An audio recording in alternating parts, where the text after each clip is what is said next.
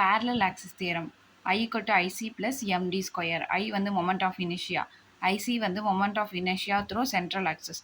M வந்து mass of the body. D வந்து distance between the fixed axis. இது என்னன்னா இந்த மாதிரி ஒரு ரிஜிட் பாடி எடுத்துக்கிறோம். இந்த மாதிரி 2 லைன் போட்டுக்கிறோம்.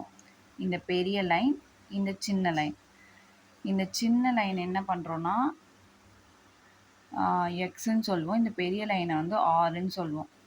இதை வந்து ஏ, பி, சி வரல, டி, இன்னு போட்டுக்கிறோம். இந்த சின்ன லைனுக்கு வந்து ஐபின்னு நேமிங் பண்ணிக்கிறோம். இந்த டிஸ்டன்ஸ் பிட்வீன் இந்த 2 லைனை வந்து டின்னு சொல்லிக்கிறோம். ஓகேவா?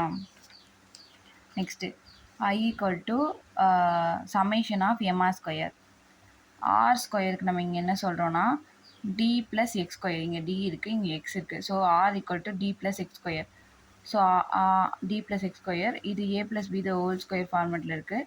So d square plus x square 2dx. So இந்த எம் உள்ளே போகுது, சமேஷனாக போகுது. Summation m d square, summation m x square இதெல்லாம் போகிறோம். ஸோ இதை வந்து ஐசின்னு சொல்கிறோம். இதை வந்து எம், இதை வந்து ஈக்குவல் டு அந்த மாதிரி. ஸோ எல்லாம் பண்ணால் ஃபைனலாக I equal to I c plus m d square